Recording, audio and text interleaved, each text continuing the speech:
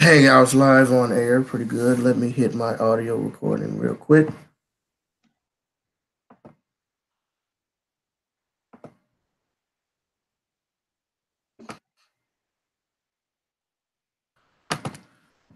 Good day, everyone, and welcome to the latest episode of the Socially Conscious St. Louis Podcast.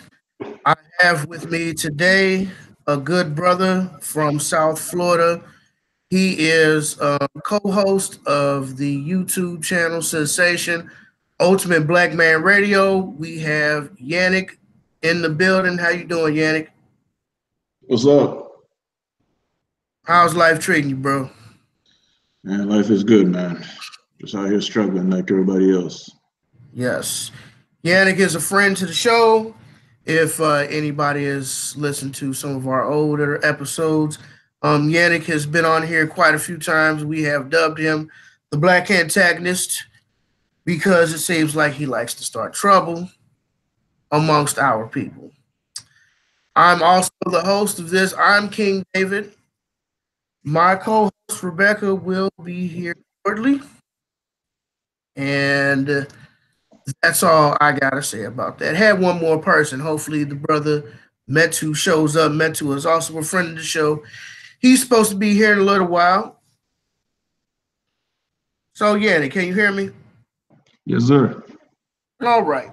So, I'm not sure you're a big fan of the Super Bowl or even the Super Bowl performances, but we know that Gladys Knight will be performing the Star Spangled Banner for the opening of the Super Bowl. And Big Boy, Travis Scott, and Maroon 5 will be doing the halftime show. Now, in light of everything that we have gone through, especially with Brother Kaepernick and his kneeling in protest of police brutality and the mistreatment of Africans living in America or Black Americans, what is your take on the lack of solidarity that we face going into Super Bowl 2019? Let's see. I just looked up Gladys Knight. She's saying that I'm here to give the anthem back its voice. Basically, crapping on Kaepernick and what he's kneeled for, and basically he was kneeling for Black people not being abused by the police. So I think that's deplorable. She's an older. It's just unfortunate, man. And then that's Gladys. You know, I want to seem like I'm just jumping on Gladys, but we got Big Boy, musician whom I respected him, and Andre 3000 because they took chances and they made some solid music back in the day. It's really sad to see our people selling out. I really don't know what their financial situation is. I imagine Gladys Knight might still be getting like royalties and so on and so forth. But Outkast, I think they made enough money they didn't have to do this, and it's just a shame that. Let's look at the bigger problem here, man.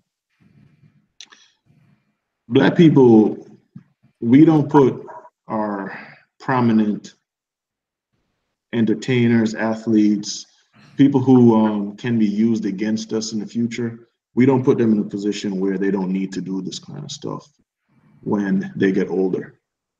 I mean, does that excuse them from cooning, doing all this crazy stuff? No. But that's something we really need to look into, because if they don't have to do this, then and they still do it, then I think that's a problem right there. But we have to at least put them in a position where they don't have to do this for money. Sell out. Now, what would you say about Big Boy? Because Big Boy has enough money, and Travis Scott also has enough money. Travis Scott, from what I heard, he has definitely sold out. So, I mean, there's not much to say there. We already know what he's about. He's about them draws that don't look like the draws that belong to people that don't look like us, and put it that way. And he's kind of like one of these Tyga types, one of these Kanye types, one of these where I'm getting at here. So they kind of get around other people and then they kind of forsake their own. So, I mean, what can I say about him? But, we need to get rid of people like that. Not get rid of, but, we need to shun them. They should be afraid to speak out on Black issues or even act out on Black issues. But, we don't have solidarity in our community. So how are we going to do that? We're going to have the men saying, that's a shame. And, he should not be doing that. And then we're going to have our women saying the opposite. And then on cases where our Black males date outside the race, we're going to have our women saying that, we should shame them and we shouldn't support them. And we're going to have our men saying, hey, he just exploring his options. So we have to get on the same page here. And we're definitely not. When it comes to condemning Black women lead the forefront on that. When it comes to condemning Black women, Black men lead the forefront on that. And, the other side sympathizes with them. So we're not on the same page, man. So what can we do? We can just sit back and enjoy the disrespect until we can come together and figure out that we're all like in the same situation. And me speaking out about something is not necessarily because I just hate Black women as a Black man. So you're saying a house divided amongst itself cannot stand? Of course not, man. Look, man, we done put ourselves in a situation where we can't get anything done. You can't build with your enemy. And Black men and Black women, we're here acting like each other's enemies. So, I mean, it's a very abysmal situation. It's sad. As a Black person, any other race, they're not worried about us. They're worried about their own issue. But we over here, other races, they're worried about the racist issues. In Black community, Black men are worried about black male issues, and Black women are worried about Black female issues. So that's just not going to work. You can't be male first or female first and forsake your race. It just won't work. Trying to get Brother Metu in here. For some reason we're having some few issues with the link. I don't know why. But I'm in a complete agreement with you. Now, should we hold these people accountable for essentially selling out our movement? Because we were the ones who backed Colin Kaepernick. We were the ones who supported him. And we even supported him when he got the Nike contract, even though probably shouldn't have, but that's another point for another day. So do you think that we should hold these individuals accountable for going off code? We can't hold people accountable for going off code if we are unable to reward them for staying on code. It don't work like that. The world don't work like that. I can't pay my bills with being on code. You know what I'm saying? Like, I can't pay my bills by supporting the Black community if they don't support me. So we need to, start doing our own thing, having our own money, our own wealth, our own economy within the American economy so that we can take care of our own. But a lot of our people, and this is not just women, men and women, they depend on the government for benefits. And when I say benefits, I mean welfare, types of wealth, different types of welfare, stuff that we should have like funds. We should have fundraisers. We should have programs, you know, like what the Jewish people do. They have their own thing. They don't sit there and, I mean, they'll be on Section 8 now, but they also have some Jewish fund there that they can tap into when they want to go to college. You know, we got the United Negro College Fund, we got the NAACP, we got all of these government sanctioned and funded programs and communities that we have no control over. So we can't depend on that, or, you know, we can't depend on the NAACP to speak out on Black interests when they cannot speak out against the government or, you know, how the government is treating us, because that's where they get their paper from. So Black people need to put their money where their mouth is. If we want the NAACP to stand up for us, to stick up for us, if we want to have a company or a movement, not a movement, but like an organization where it's just filled with Black lawyers, like African-American lawyers, that if there's an issue where one of our people get hemmed up by the police or treated unfairly, they can go and talk to him and get the help that they need, and it would be at a very minimal cost to them because they're African American and because it's African American lawyers that get funded by the African American community. Then we wouldn't really have to worry about some of the injustices that happen to us. But Black people refuse to put money into Black things because we have this thing where, you know, it really pisses me off when I hear Black people say, oh, this is why I don't support Black businesses. That's our economy you're talking about. And if we have no economy, we have no power. We can't buy these politicians. We can't have them support our agenda when they go, when they, you know, run for office. We can't have a group of lawyers that handle our legal issues for the people who, you know, rightfully need help. You know, we can't have like a group of lawyers or like a movement, like how white women have the Me Too movement or so on and so forth, that attacks these rich people who may or may not do things against women. Like, imagine we had something like that for Black women, because we know that the Me Too movement is not in support of Black women, it's really for white women. So the fact that we have a Black founder of the Me Too movement that, by the way, just got robbed out of the money that the CBS CEO gave the Me Too movement and other movements that are similar.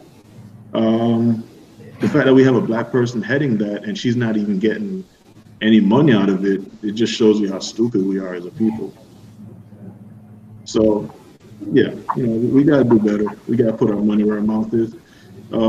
Nothing happens in America without money. When our people start to realize that, then we'll actually have an economy, we'll actually be protected by ourselves. Like, cause we're waiting for the government to protect us, but the government don't give a shit about them unless you're paying them. So all of that, just to say, you ask me if we should punish these people, I say, can we reward these people? And the answer is no.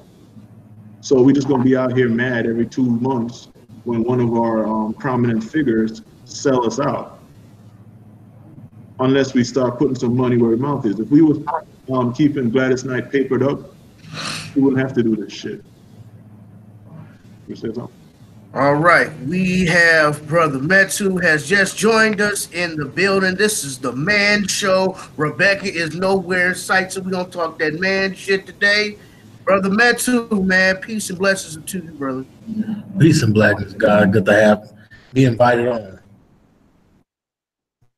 Very good, man. Good to have you back. So, brother, have you heard about the recent controversy with Gladys Knight singing the Star Spangled Banner and Big Boy and Travis Scott performing at the Super Bowl halftime show? What are your thoughts on that, brother?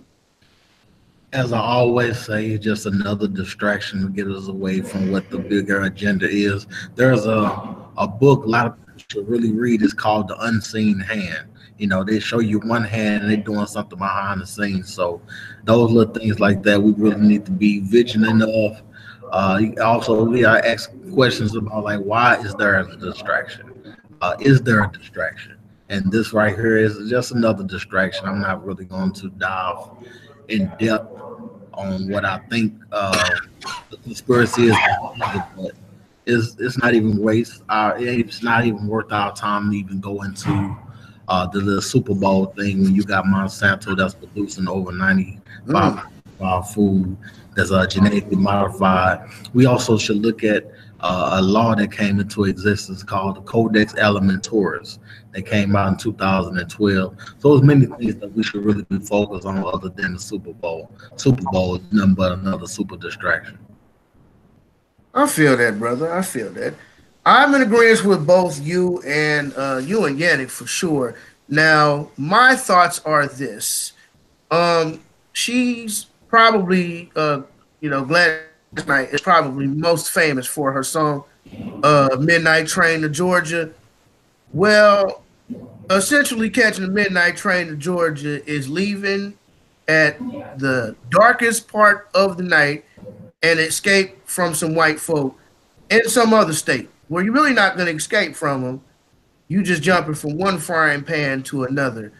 So my mentality is like, everybody can't catch a midnight train to Georgia. You shouldn't leave just because it's hard, because my thing is the same racism, white supremacy that you are experiencing in Mississippi or Louisiana or Alabama, you're going to experience in another state.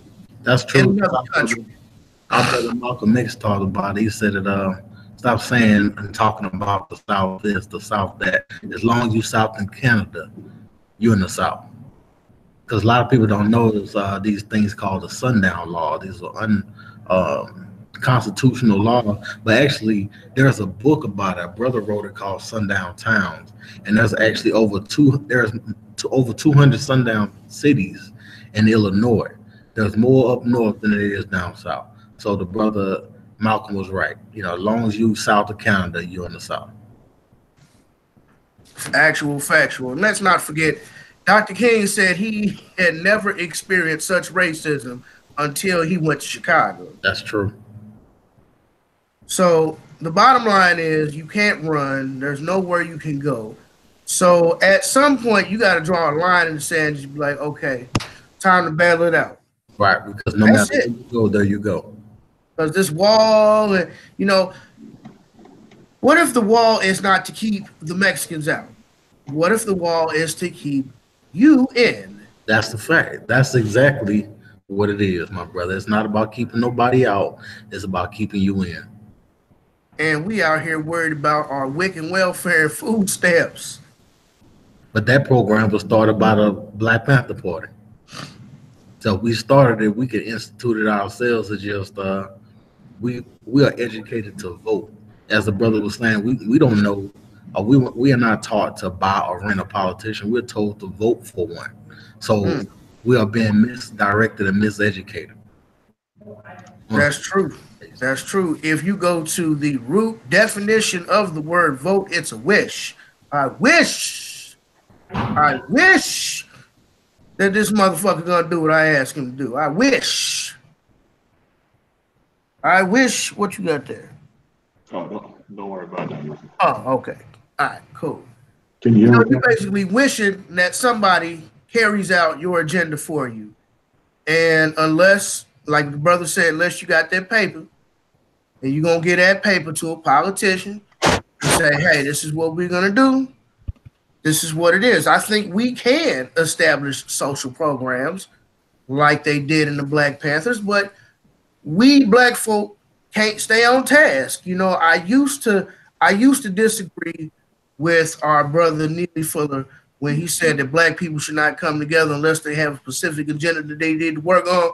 I used to disagree with that, but the more I hang around my people, the more I'm like, man, I just can't help but keep going back to that. Like, man, we cannot stay on task. That's true.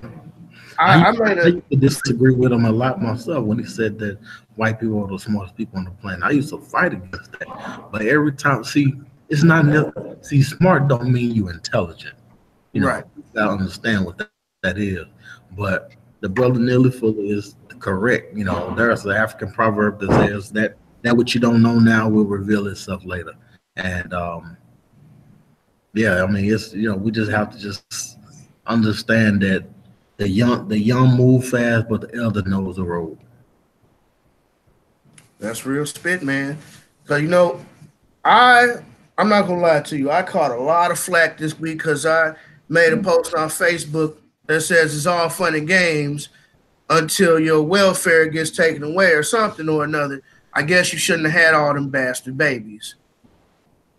And but so the thing is, I caught a lot of hell too when I was telling people that if you depend on the government to feed your family, they're going to starve you. If you give them the power to feed your family, you give them the power to starve your family. Exactly. Say, I need this. Nah, you don't need it. But it always goes. Our sister Frances Wells said all roads lead to racism, and we have to address the religion. The religion teaches you to depend. So when someone is teaching you something other than dependent on other things and then depend on yourself, you still go right back to that religion and say, I'm waiting on the Lord. That religion of food stamps. Right. And you know what, bro? I catch so much flack because I see these, and I'm talking about some bad sisters on the outside. On the outside, they look really good. But then when you start just slowly chipping away at the surface, you realize that they really not about nothing. Because these are the same women be in the store with their WIC books. They look hard, their SNAP benefit card. Girl, I get $1,500 a month, girl. And these food stamps, and I got that Section 8, girl.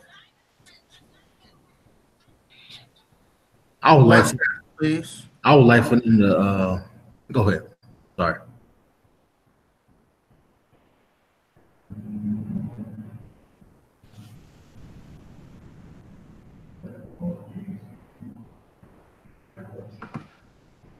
This is Rebecca, y'all. She's having technical difficulties. Yeah, but you know what the problem is, and I realize that we cannot stay focused because everybody came at me like, well, what about the elders? And what about the government workers? And what about these people? You know how black people do. It's always, what about those people over there instead of what about what's going on right here? The subject of discussion is ratchet single baby mama bastard culture. That is the topic. We're not talking about what grandma did. Well, grandma raised 8 kids without the government. Grandma was smarter than you. Most of y'all grandma was smart enough not to depend on the government, even if her husband, even if your granddaddy left. Grandma was smart enough not to get on welfare. Now, some of y'all grandmas was the grandmas that gave up granddaddy so you can go get that brand new welfare Section 8 down in Pruitt-Igoe when it first opened up in St. Louis. Some of y'all grandmas ain't shit.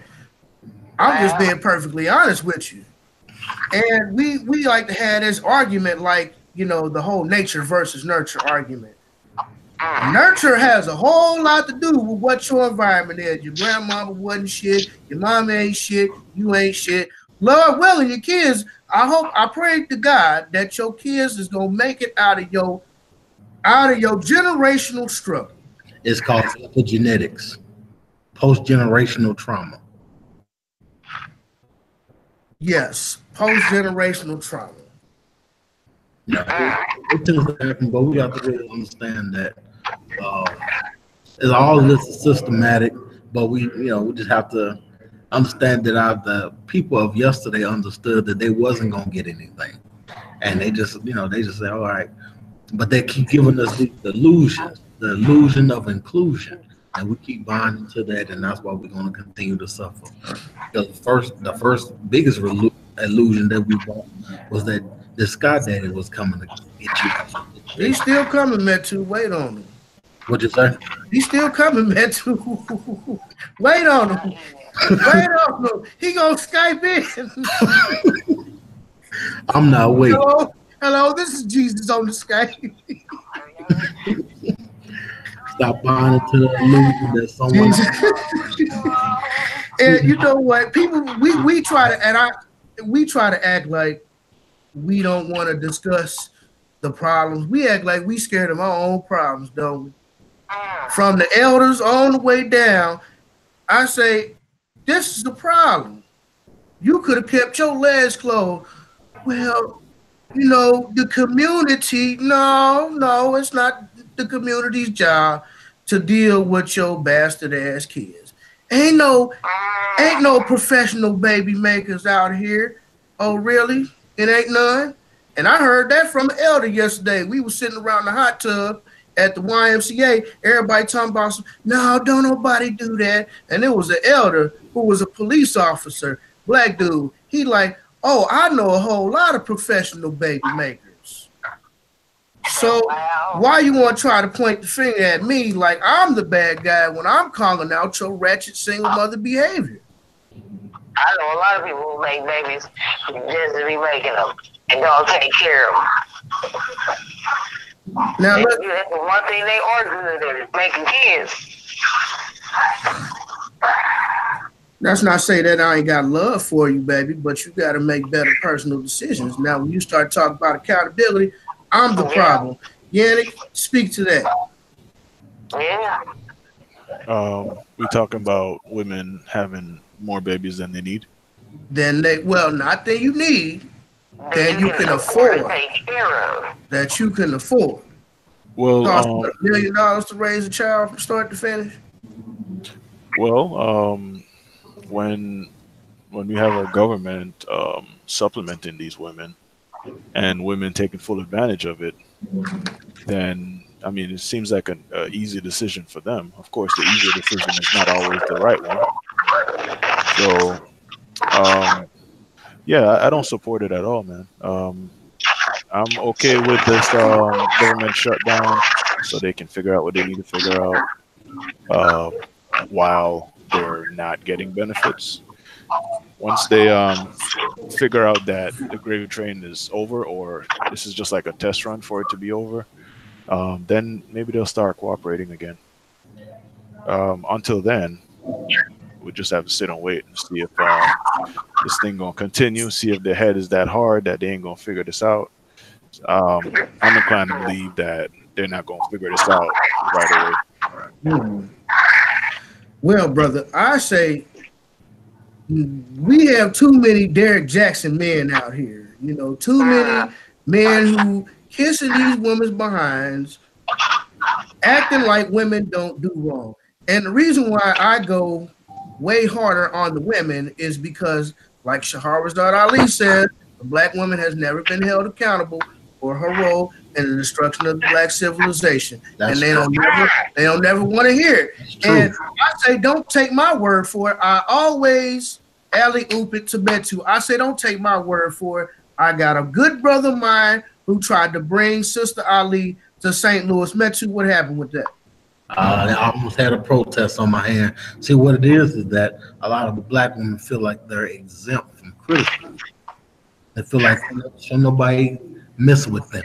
But it's not really criticism, it's really constructive criticism. Because all the stuff they say about us as black men, we say, yeah, you know, you're right, we need to get our stuff together. As soon as I say, babe, you need to learn how to cook, get your attitude together.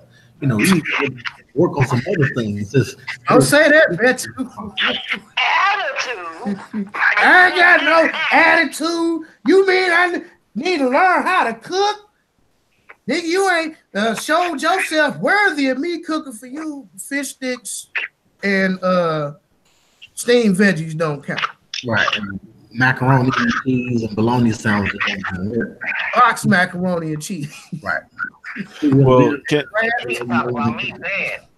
see, a lot of women are raised without a father. So when you have a father, it trickles down into a relationship. She's not used to an authority figure. She's not used to a man telling her or directing her in the path. But it's like if you have enough in you to lay down with this man, you should have enough in you to say, there's some right in what he's saying. Let me try to compromise with him. But they'll say right, but to them, you wrong. Well, can we be honest here? A lot of the big reason for a lot of our women, like the ratchets ones anyway. I'm not gonna say everybody, but for the ratchet ones, their behaviors is laziness. They don't want to cook because using the microwave with some fish sticks is quicker.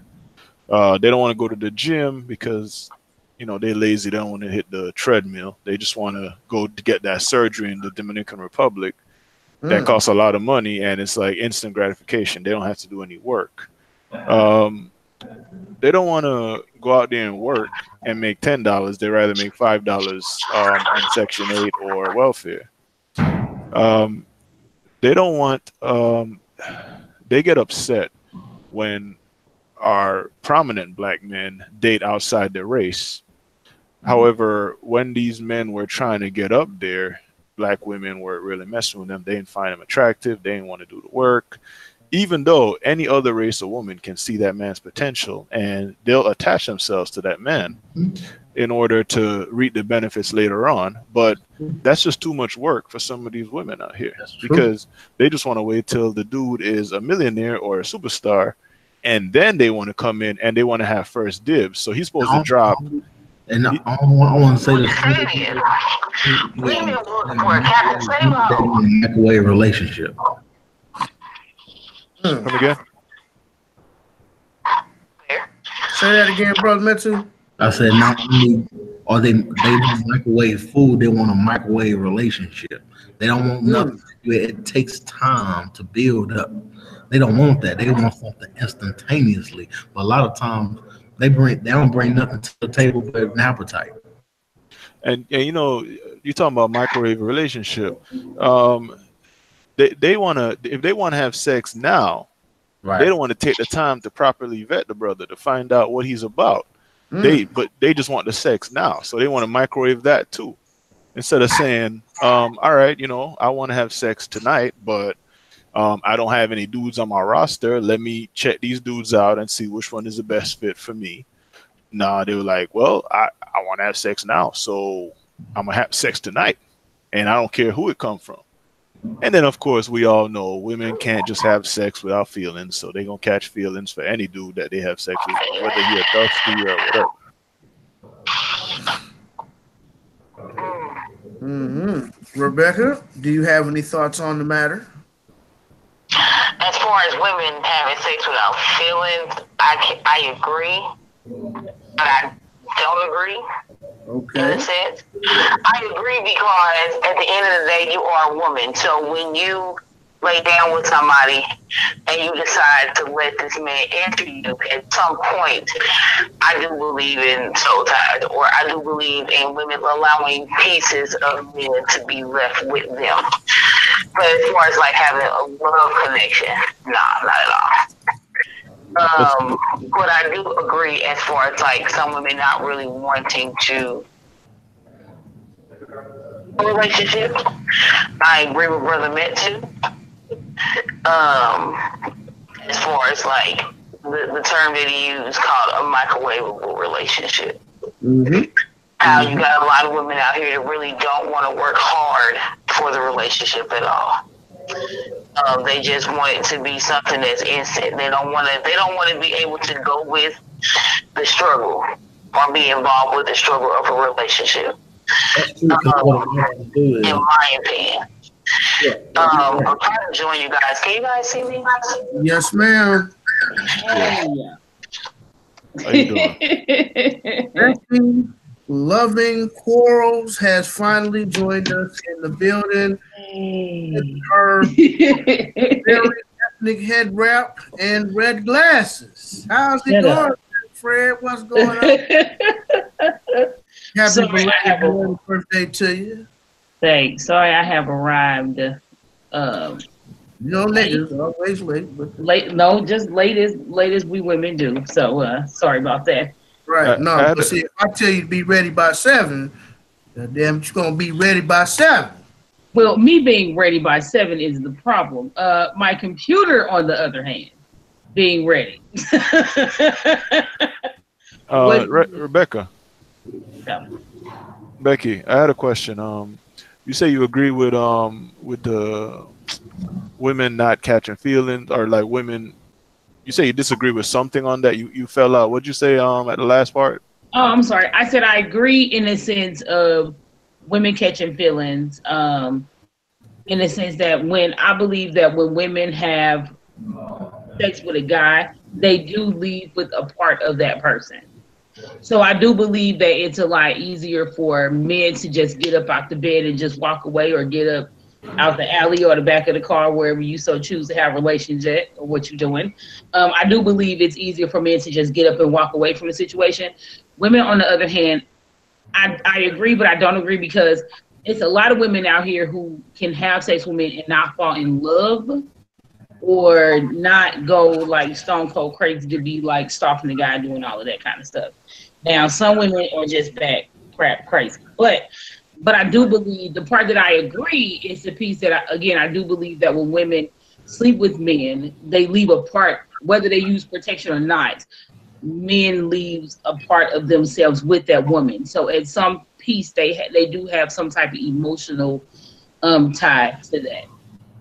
Well, my opinion about the thing is that if a woman has daddy issues, daddy emotional issues, and if a man has mother and emotional issues, neither one of them should be dating anybody until they have those issues resolved. Because I agree. It spills into the relationship, and the person they with gets on the receiving end of all that mess that they had nothing to do with. So if a woman have daddy issues and a man has mother issues, you should be by yourself. But because they want this microwave or Pop-Tart relationship, they want to just jump into something, but not understanding that hurt people. It's not that they intentionally want to hurt you. It's just they're hurt, and you just there, so you was known as soft target. Yeah, hurt looking for something. Yeah. To his point, I agree. I think that we only kind of see the women who, well, us men, we only kind of see the women who are broken by like past family issues. And like Rebecca was said, some women can just have sex with a bunch of men and not feel anything. I believe those women are broken. They have deep psychological issues. On the other hand, you have the men. You don't hear so much about this from men, but women will say it, and men largely ignore it, that the guys who go around here purposely like dogging women out, hurting them, so on and so forth, I believe they have like mommy issues, past family traumas also, and they also need therapy. I try to, when I leave somebody, I try to leave them on a good note. I'm like, look, it's just not working out anymore, so on and so forth. I'm really not trying to dog them out. I actually feel bad about that. I can't imagine how these guys go from woman to woman, just dogging them out and just creating bitterness. That's true. And then what I'm looking at is from the perspective of my observation. What happens is when you see a lot of women and men who are who are hypersexual or promiscuous, the underlying issue is they have parental problems that they have not solved. When you see a man that's constantly having sex with all different women without any attachment, he was never able to attach himself to his mother. And the same thing with a woman. If she keep doing that, she never had that attachment with her dad. So, but you also got two kind of issues. You have father rejection and father neglection. So a woman who has been neglected by her dad, meaning that she wasn't able to meet him, she has a different kind of psychology than a woman who was rejected, who's trying to look for her father and end up finding love in the wrong places. So it all comes back home. So if we rebuild the black family, that would get rid of a lot of the single baby mama culture. That's true. I agree. And what do we do with the ones who don't want to change? Well, do we just put them on a boat somewhere and send them off to a random island? Nah, sometimes you gotta leave them by the wayside. The most honorable Elijah Muhammad said, "Don't beat the savage, save the savage." So it just takes time. The revolution is a process. I don't know about that, bro. You can't save everybody, okay? I don't have time for that. Don't save I need her. you to hurry up. You don't want to be saved. Don't save. I want to be saved. I mean, don't get me wrong. There is another. You don't want to leave anybody behind. You really don't. I mean, no one wants to leave their people behind. However, were you raised? Y'all remember that? Were you raised with your father? My dad died when I was 4 years old. Okay, so I was raised with my stepdad, who was very like part of the Black Panther Party, very Afrocentric, all of that. And his mindset was the same. Like, he found himself in a community of people who did not care about their people. They were literally just trying to scrape to get by, and they didn't care if they had to go over their own family to do it. Well, the thing is, if he came from that kind of background, he is patient. Why is it that you are impatient? Why I'm impatient? Because, whoa. Question. So, me saying that you can't say everybody. What I'm asking is, so I'm just trying to get clarification. So I want to make sure I got it right. Me saying that you can't save everybody is a form of being impatient? Yes. Or does that represent, like, how is that representing me being impatient? Because everyone can be saved. You have to take time. It takes time. You say everyone is in need of saving. You can, but it takes time. Do I look like Jesus to you? Jesus on the main line, tell her what you want. I'm not in the saving business, brother. I am in the helping business. I'm coming from with it. I'm not saying that I'm in the business of saving everyone. I'm saying that everyone can be. It's gonna according to Jesus, yes. Can I ask a brother a question? I don't subscribe to him, so don't throw that. Got a question, Yannick? Yeah. Is that somebody naked running behind you? Yeah, man. Kansas is a wild city, boy. It's wicked. It's like Sodom and Gomorrah down there. No, it's not. First of all, the person was not naked. Okay, they're getting ready for work, and they didn't have on his shirts. That was all. He trying to take it back to Adam and Eve, huh? Hey, don't try. Put your hand up like over here, nigga. How you doing in the bush? You know what? Interesting. I didn't even see it. I didn't even see him walk past until somebody said something. I'm like, oh, he just missing the shirt. That's that nigga Adam. Adam, you ate that fruit, didn't you, nigga? I know you did. That was you, nigga. I know that was you. Adam could never. I don't know what you're talking about, guy. Then why the hell you in the bushes, huh? Who told you to go over? But you had a question for me, brother? Hey, Simply D. Welcome. Happy New Year to you. I had a question for you because shoot. I'll ask you and then I'll tell you what my answer is for this. If you work hard and you make something of yourself, you got a family, and you got 3 kids. And one of your kids turned into a crackhead, are you going to sacrifice everything to save him? Say it again. Hallelujah. Repeat that question. If you work hard and you become you're making good money, you got 3 kids, one of your kids becomes a crackhead, are you going to sacrifice everything to save that one kid? Yes, because first off, you messed up. So there's a difference between raising a child and watching a child. So if you watch a child, you ain't raising them. See, a lot of people got to be able to watch and raise. See, if you're watching your child, he or she will grow up into be something that you don't expect it to do because you're not the one raising it. If you're raising your child that wouldn't happen. Most of the people out here are being watched; they're not being raised. Okay, I'm gonna let the brother Yannick answer that unless he stepped off, and then I got a response for that.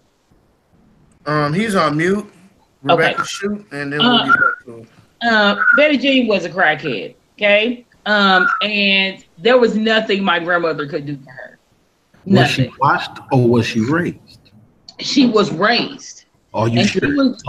She was the only one. No, this isn't not This is because of what this isn't something that I've heard from my grandmother. This is something I heard from her mouth specific. Like her and what me wait. Wait.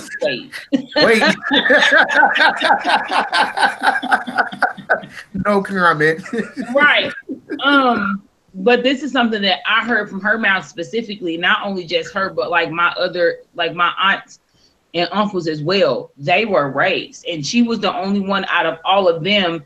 She was just that kid. Like, she was just that disobedient kid. She would go out, party, do whatever she wanted, and it was nothing that she could do, because no matter how hard she tried to pull her away from it, she would still go to it. But so that means that she was watched. Raised means that I'm teaching, I'm disciplined, I am in my baby's face. Isn't raised? When you watch your child, you send them off to someone else to teach them. That's watching your child. Raising it is, I'm here, I'm teaching my baby how to wash dishes. I'm showing her how to sew. I'm teaching my son discipline. There's a difference between raising and watching. So if she if she just want to just go to the club and she just go, someone's watching her, they're not raising her. I don't know, man. I think when it comes to children, but you also got to understand that there still have to be accountability to the parent. No. Don't get me wrong. I'm not saying there's no accountability to the parent at all. That's not what I'm saying. What I'm saying is, when you have children, you can raise all of your children in the same house, and they all turn out different. I think you're missing what I'm saying. There's a difference between watching your child and raising your child. The mass majority of the people now are being watched. They're raised by the media, they're raised by the TV, they're raised by the school system, they're raised by society. They're not raised by the parent in home.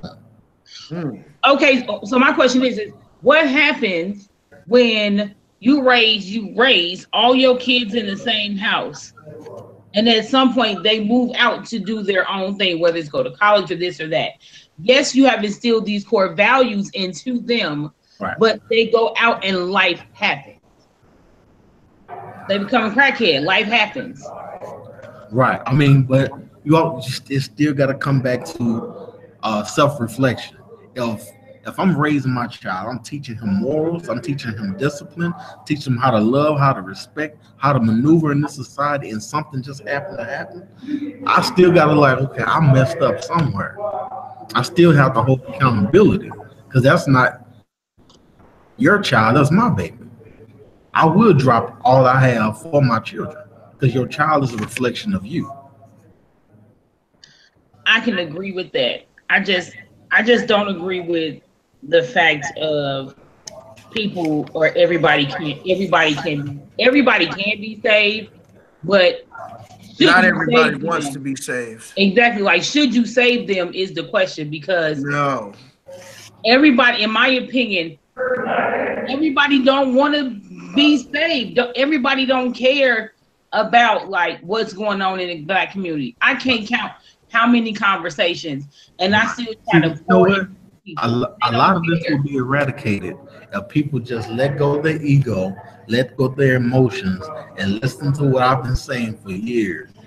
People need to be more polygamous in their relationship. So it takes a village. So if you have more than one person in there, here it comes. People don't want to let go of the monogamous thing. Get more polygamous, then you will see a shift in the mindset of the children. We ain't even tried it. We just knocked out the idea. You want to have all these. Try it, and you will see a difference. Because evidently, what we're doing with this monogamous relationship is giving us the results that we see now. Am I right or am I wrong? David, you haven't said anything in a while. Go ahead. Think about it.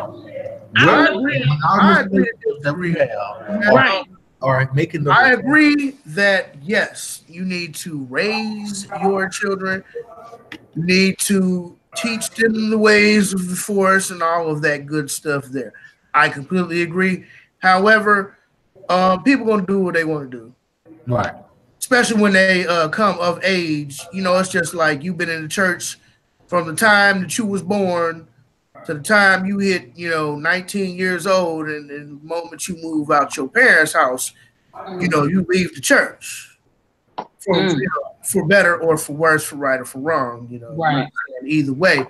Just saying this is what people generally do, and then sometimes stuff happens and they end up coming back to the church, or they find you know, something that works better for them. You know, maybe they go on a quest to find a religious organization or a spiritual preference that suits them. But not everybody wants that. Some people are just happy.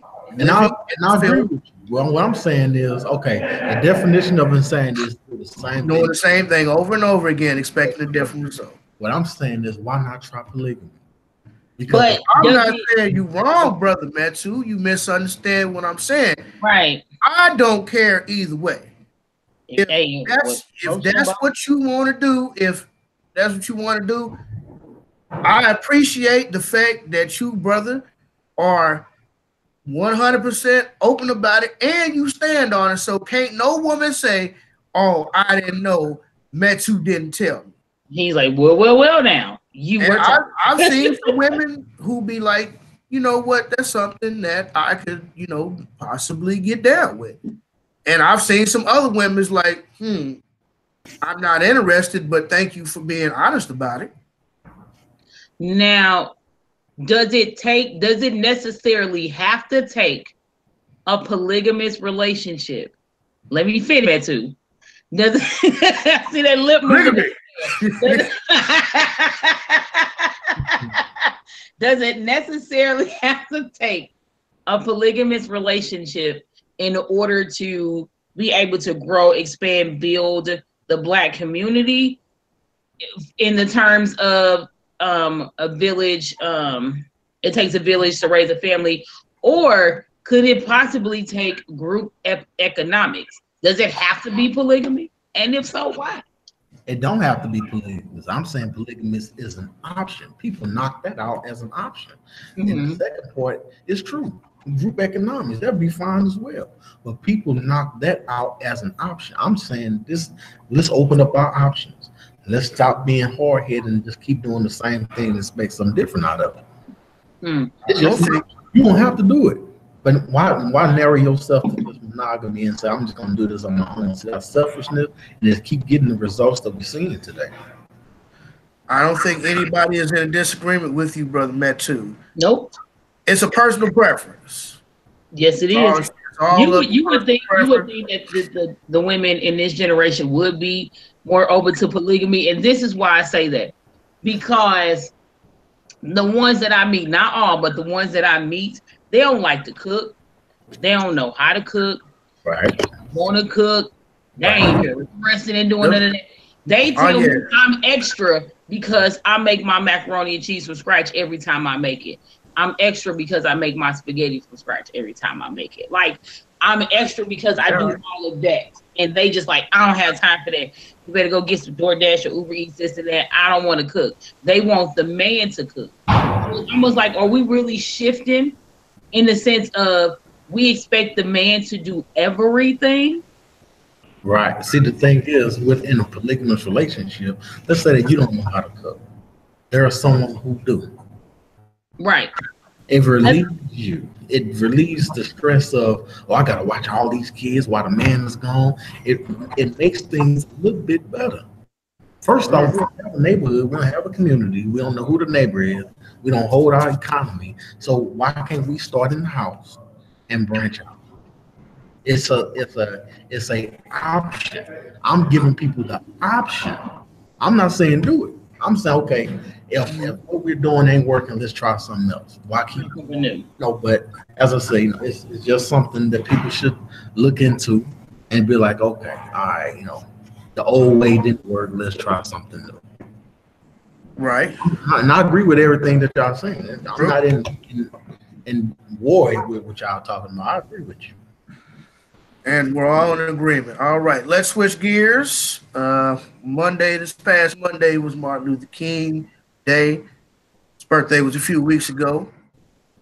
Happy belated birthday to the ancestor, Dr. King.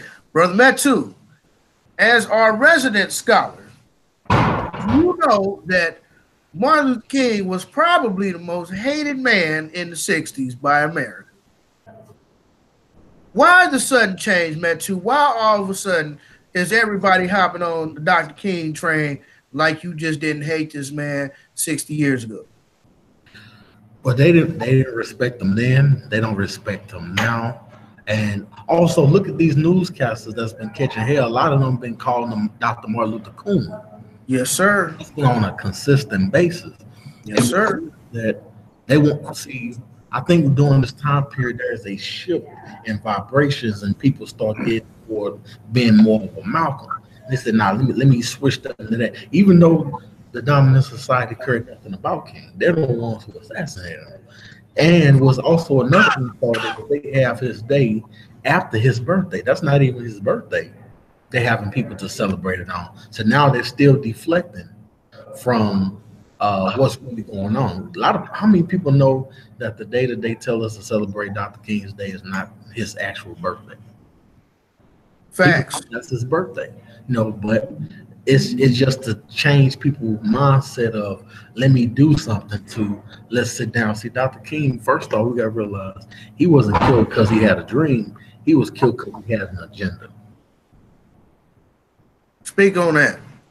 Go deeper. He was talking about economic.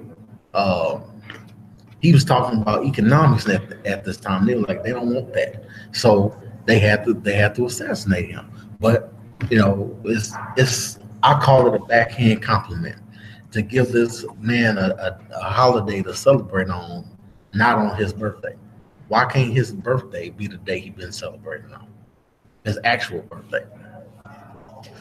Why did the CIA have an expose on Martin Luther King on the front of their website? And not only that, check this out. Why did they create and put that statue of Dr. King in D.C. right down the street from the Confederate cemetery? Right down the street is the Confederate cemetery, but you put his statue. It's just like they trying to put Harriet Tubman on the $20 bill, but you keep Thomas Jefferson on the other side. It's a backhand compliment. Thank you, but no thank you. You say Martin Luther King had a dream. Then he woke up from that dream and started working on the agenda. And then they killed him. It was fine as long as you're having a dream. You can dream all you want. As soon as he had put a blueprint together and was ready to put it into action. See, the thing is, their fear is, if you're doing all this stuff positive, if it was to go to the negative, he'll have the same kind of effect. And the only way they could have killed King, they had to get Malcolm out of the way. Malcolm had to go first, then King. But we got to understand there's a book. People need to read this book. It's called Orders to Kill. A lot of this stuff is coming down from Vatican. So you got to understand the evil comes from the top down, not the bottom up. So why did Malcolm have to go first? Read the book, The Orders to Kill, and then we can talk discussion about that. Very good, very good. Rebecca? Hello, Rebecca? Like she's on mute. Hello, Rebecca? I don't know. Who knows? Oh, you know what, bro, Ironman?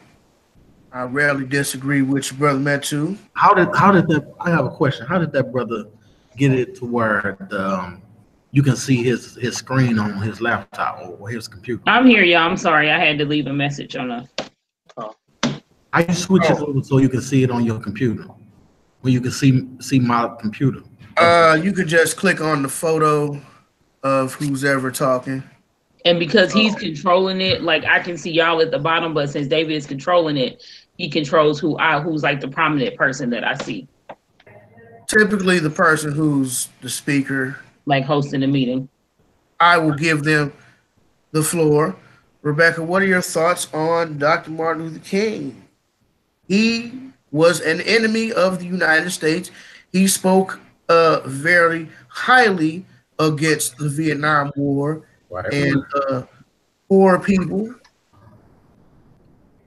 So what do you think, Rebecca? Why are we just now celebrating Dr. King? And I mean we, like America. Why are we as Americans celebrating Dr. King when he clearly was everything that they stood against?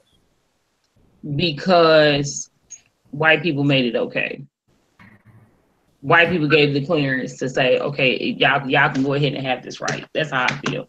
Like, we recently, I guess here in Kansas, they just named, well, on the Missouri side, they just they're changing the name to one of the streets, to Dr. Martin Luther King Drive, and they had this whole celebration for it. But then my thought process was, this is not one of the most, but it is one of the dangerous neighborhoods in Kansas City, Missouri. And they do that on purpose. Just like it is in St. Louis. It's in the hood. There's nothing prominent about that street. And when I seen it on the news, they're like, oh yeah, we're changing the Paseo to Martin Luther King Drive. And then you got black people like, praise God, hallelujah. See, this is what happens when you put the work in. And I'm like, but this is one of the most dangerous streets on the Missouri side. You're right. And we're happy about that. Right. So they'll make a Malcolm X Boulevard right there where they sell the crack at.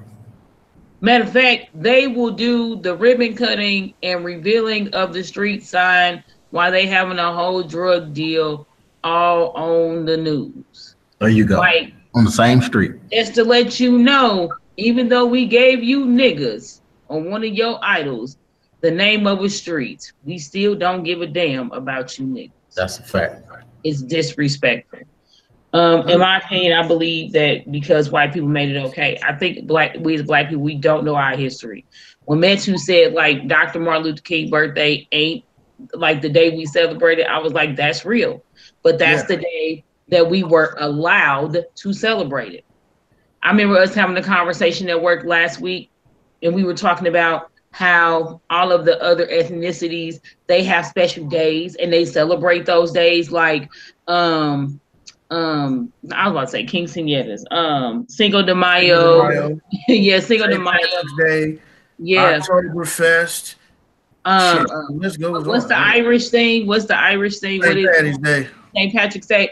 Yeah, how we celebrate all those other days, and they did absolutely nothing for the black community. Like nothing. Like everybody's ethnicity is celebrated except for ours at work, and no one says anything about it. You know what they did? They sent out an email and said, "Oh, we just want to say Happy Martin Luther King Day and blah blah blah and all this other stuff." And I'm like, but that's the best that we get. When it comes to other ethnicities, they legit have like a whole celebration for weeks, that kind of thing. So, we were kind of talking about that, and then somebody made the comment and said, well, at least we get a day. And that's the part that upsets me about black people. For one, how they don't know their history. At least we get some welfare and some food. At least I get some food stamps. I know it ain't but $13, but that's gonna buy me some ramen noodles, nigga. I'm thankful for them $13. Man, like you just accept the bare minimum. What you say, Metu? We thankful to get the Obama phone. Obama phone, them things still around? They're floating around somewhere. But yeah, that is my opinion about Martin Luther King. I just think we don't know our history. We don't know anything about us, and we let other people dictate and tell us what we know and what we should know and what we shouldn't know. But as I said, research on our own. But as I said earlier, a lot of these newscasters have been getting caught by saying Martin Luther King.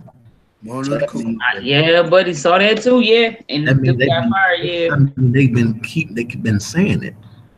For years. They've been saying it for years. They were saying it when he was alive, and now we made a mistake. No, that wasn't a mistake. Dude said he was reading too fast. Right. Yeah, they did it on purpose. Right. We all know.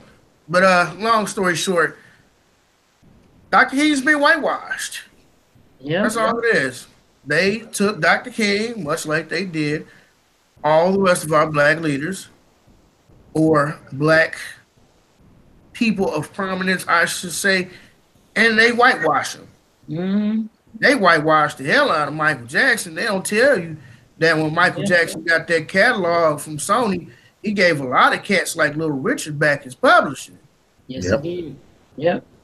Thanks. But that's not the Michael that they talk about. Oh no. So only thing, Dr. King had a dream, and little black girls and little white boys, and they're gonna drink from the river of prosperity. The I Have a Dream speech. Yep. He was married to Coretta Scott. He was married. Point this out. A lot of people miss that whole "I Have a Dream" speech because the "I Have a Dream" part was actually at the end of his speech. People miss because one of the things he did say that people forgot or don't know is that one of the things he said, I have a dream that my daughter and my white kids and black kids will come together if the condition change. They edit that out. He said if the condition change. And then after he did the Montgomery speech, he was saying, I'm tired of marching. He said it. They don't want you to know that. Mm-hmm. Because they just want you to focus on that one part of the speech. Right. We don't know that's the end of the speech. That's the only speech we've phenomenal things before then, but we missed that. Go and read the whole speech and you'll see a whole nother king. His whole perspective, people said, changed when he went to Jamaica and he went to visit the graveside of the most humble Marcus Messiah Garvey. Go check that out. Mm-hmm. I believe it. Because, I mean, honestly, this is the same man who said, I fear I'm integrating my people into a burning house. Mm-hmm. But, I mean, if you ever go back and listen to the Been to the Mountaintop speech, he really speaking on some very powerful things. Like, he's like, okay, I want to go back in time and see the struggle. And he knew that he was going to die. Like, on some, like, you want to talk about Tupac and Biggie? He knew he was going to die. He said it in his speech, like, hey, I know I'm not going to get there with you. I know I'm not going to get to the promised land. I know that. I'm not going to live to see that day. Yeah. Because somebody had already attempted to assassinate him. That was a little girl who, well, not necessarily a little girl, it was a woman who stabbed him. And St. Louis. This is how you know that there is a creator, a divine, majestic spirit. He said that the knife came so close. If I had only sneezed, I would have lost my life. That happened right here in St. Louis. Did it? I did not know that. With an ice skate. He was doing a book signing right here in St. Louis. And then they gonna say she had mental issues. Where we always see this thing when black people almost get killed, the person had mental issues, but let it have been successful. It ain't a mental issue, it's a mission accomplished. Yeah, unfortunately. And that goes back to what you guys were all saying earlier when Yannick was still here. We need that infrastructure so we can support our people. However, women like her, I don't think any amount of support in the world would have stopped her from stabbing Martin Luther King. Because at some point, not all of us are on the Terry Crews side of the game. We just don't accept any type of money in exchange for X, Y, and Z. So let's not act like the FBI or the CIA, all of them, let's just say the whole United States government, they knew the right Negro to approach. They knew that they wasn't going to go holler at Metu's great-grandfather. Right. He might be a little bit too radical. That Negro's a little bit too radical. Man. They knew when same thing with Fred Hampton. They knew the right one to get. He's not going to comply. Because the first paid job that black people ever got was to be a sellout. It was called Manitour's Manumission. 1700s. And we still. What is that? Manitour's Manumission. Manumission. Is that a book? That was the first paid job that America gave to black people. I ain't never heard of that. Is that a book? Nah, it's a law called the mandatory manumission. You look at slave records, a lot of the people that got free, they'll say that they was manumission. But you don't know, a lot of us don't know what meritorious manumission means. Factual. Look it up. That was the first job. That's what I'm doing right now. It's still a job for black people today. Any closing statements, Brother Metsu? Arm yourself or harm yourself. Not arm yourself. We'll harm yourself. Anything you'd like to promote? Black liberation. I'm glad that you said that. I will be having a Black History Month event where I will be doing a lecture. You'll be able to come see a live lecture with me talking about our contribution to the Western Hemisphere. I haven't picked the date, but I will get a date, let you all know. I will create the flyer, but it will be in East St. Louis. It's a free event. Come on out. I will have DVDs and stuff for sale, but I will have a long list of receipts of everything that I talk about what we brought from Africa, what we invented while we were here, what we did before Christopher Columbus, and all that will be in my presentation. But I will give you all that information as it comes to me. Very good. And if somebody wants a logo, same graphic day, same day turnaround, how do we reach you? How do we reach you? Oh, you can reach me on my Facebook page at Metu Jallow, METU Jallow, JALLW, or you can email me at Brother Uhuru, that's BROTHAUHURU at gmail.com. Very good, Rebecca.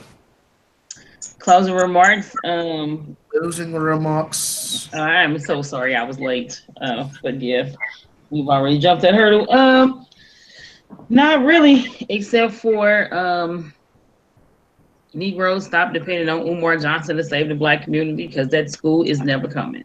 How it is that you really feel? Niggas put that picture on Instagram with a key in the door, like we almost there, and the school was supposed to be here on the 1st, and now everybody in the uproar. It really ain't coming. Y'all still mad? Man. There they still mad at Umar. I was watching some interviews this week and last week. They was talking about it. No lie. Lord. You better expect What you say, brother? I say expect Umar like you expect Jesus to come. Yes. Now, don't comment, Matsu. So speaking of promotion, you finished the book, didn't you, David? Yes, I did finish the book. Who was that about? I appreciate that. Oh, that's your book? How can I order that book? Okay, so books 1, 2, and 3 are all combined into one book. I'm sorry. Nigga black over here. Spiritual betrayal. Go get it. Okay, I appreciate the promo, but you so stupid, man. Where can I get that 1, book? 2, and 3 are all, you can either buy them separately or you can buy them all together. The separates are they are listed as Running Away from God, and then the books that I put together, they are Spiritual Betrayal 1. And those books, that and Spiritual Betrayal 2, is you can find them on Amazon.com, BarnesandNoble.com. They're also available on Kindle, and you can also buy them on www.lulu.com, or you can Google it because they're all basically being sold out of like 700 different locations. But the ones that people are familiar with is Barnes and Noble's, Amazon, and Lulu.com. I will be ordering me a copy today. So I appreciate that. It is not your typical book. I got cussed out last week because I didn't mention Jesus in the book. A lot of people was upset about that. So it's not your typical book. Ain't no Jesus. Oh my God. You know you can't have no book about God. It ain't no Jesus, baby. That's pretty much what the email was about. Jesus good now. Yeah, that's pretty much what that email was about. I got rug me. Evil is good. I'm not going here with you. Not doing this. I'm not doing. Brother Brown Every got time that y'all pussy last two get night. on here, It was y'all evil. start clowning. Every Brother Brown time. got that pussy last night. It was evil, but that pussy was good, wasn't it, bro? See, Metu put his picture up because he didn't want nobody to see him laughing. He put his picture down. He didn't want nobody to see him laughing. He ain't slick. Hey, Metu, you remember when your boy walked into the church? He was posing as that pastor. He He said, was looking around at all the white Jesus on the cross. And he said, God damn. Yo, when I say that, and it's real sad, but that's my favorite part of the movie. That's one of my favorite parts it's of the good movie. to be in the house of the Lord. Man, like that was one of my favorite parts of the movie. Like, oh my gosh, like that in and of itself was crazy. That boy head started smoking. But you can reach me on Facebook, Instagram, Twitter. You can reach me on Snapchat, but I don't really be on Snapchat like that. On Facebook, on Instagram, Twitter, and Snapchat, my name is LadyQ1502. I also do YouTube videos every now and then. I got a message on YouTube getting cussed out by somebody about my thoughts and opinions about the whole R. Kelly thing. That's neither here nor there. But yeah, it's the same on there as well. And then Facebook, you can find me just Arthur R. Quarles or Rebecca Quarles. Perfect. Thank you to Brother Yannick from Ultimate Black Man Radio stopping by. He had some things he had to go do, so unfortunately he had to cut out early. You know how it is. Brother has other responsibilities that he has. Yeah. We often share dialect on each other's platforms, so you go subscribe to his channel. Him and a good friend of his, Ultimate Black Man Radio. They deal with a lot of more like relationship side of discussions and things, especially pertaining to the Black community. So again, that's Ultimate Black Man Radio on YouTube. I am David Landrum, the host of this here thing.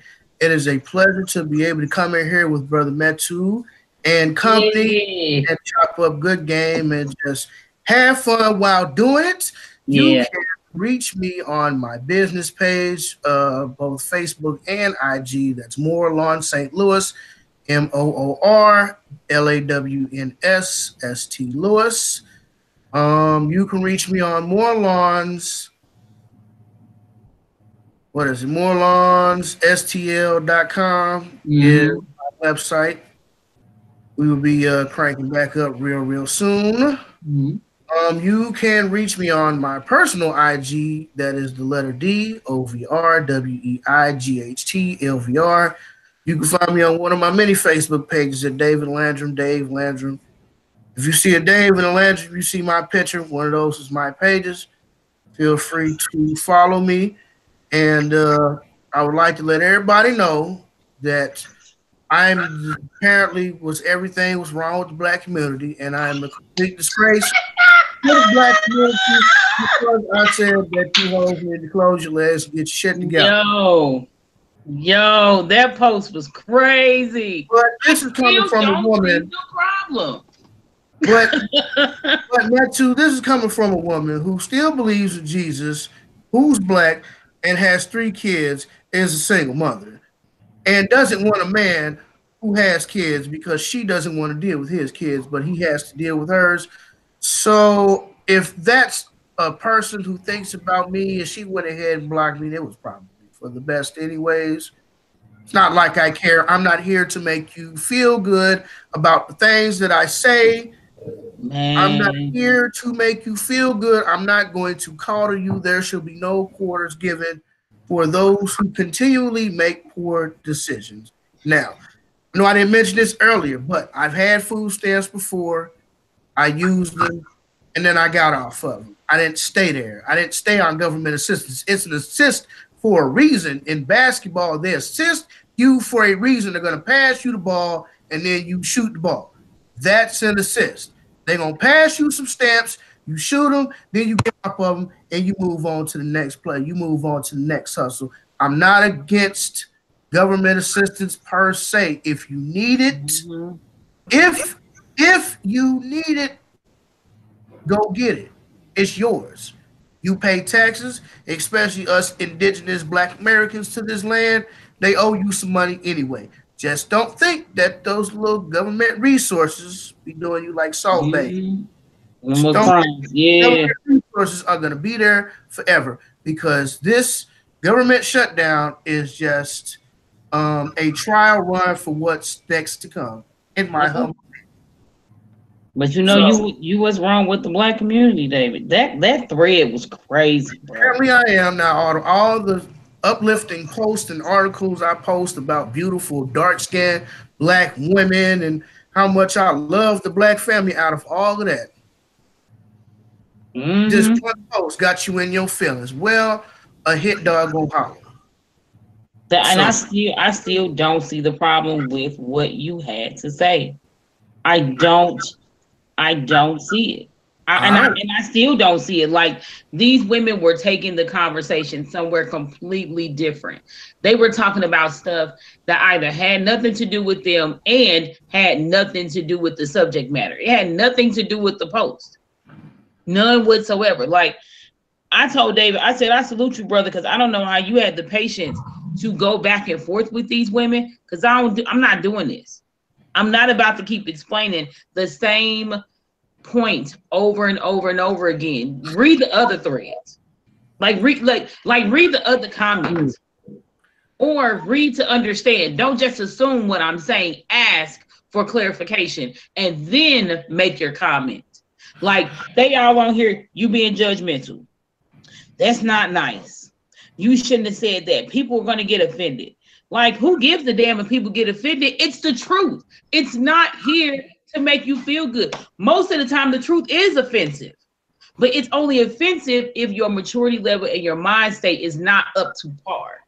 Because you can't handle what it is that's being said. And whose fault is that? That sounds like your fault. They got to do me. I'm just the messenger. Maybe you need to get your life together. I would like to take you back to a cult classic movie. I don't know if you have ever seen it, family. It is called Lean on Me. And in this movie, Joe Clark makes a plea to the Black parents of the high school, and he's saying we're dealing with principalities that wants to turn our children into a permanent underclass. But nobody wants to talk about that. That is why I don't have no time to spare your feelings. I don't care. We don't have time for that. If Black people don't wake up soon, and I mean soon and fast, it's over. It's a wrap for most of us. There will be a few of us who will be able to leave and go to Uganda with 5 queens, and some of us will be stuck in America. No, because Metu saving, he gonna save them. I say, man, you got the queens over there. You got it, Metu?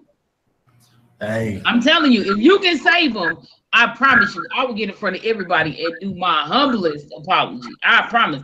I will take time in front of all the Negroes of our nation to apologize to brother. That's why Metu has him some African queens. The Black African ones was the ones who attacked him for saying, I appreciate you supporting a strong brother. A strong heterosexual brother. Because toxic masculinity is apparently a thing now. And you know what? I'm just going to say this is going to be done. Terry Crews, you ought to be ashamed of yourself, Terry. I'm so sick of you, Terry. I'm sick of you and all of your bullshit, nigga.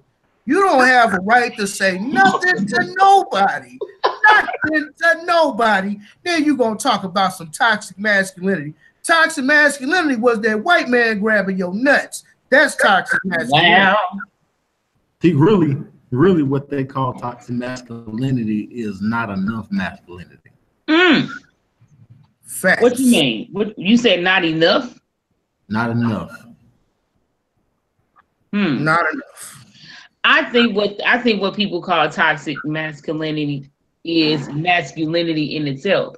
Anytime, in my opinion, anytime a man is being masculine, it's considered toxic. No, that's not and aggressive. And at least that's how I feel about it. Because I feel like when a man steps up to be a man, it's a problem. Oh, you're aggressive. You're this. You're this. You're that. You know what I mean? Maybe I got it wrong. I could have it wrong. I don't know, but let us save this topic for another time because we have ran out of time. Brother Uhuru, appreciate you coming through. Hey, Becky, we appreciate you stopping by. We'll definitely love you. Let me read this, brother. Let me read this before we go, okay? Sure. Okay. 43% of boys are raised by single mothers. 78% of teachers are female. So almost 50% of the boys have 100% feminine influence, while at home, and 8 to 10 is chance of 100% influence at school. Toxic masculinity isn't a problem. Lack of masculinity is. Fair. That's fair. That's what.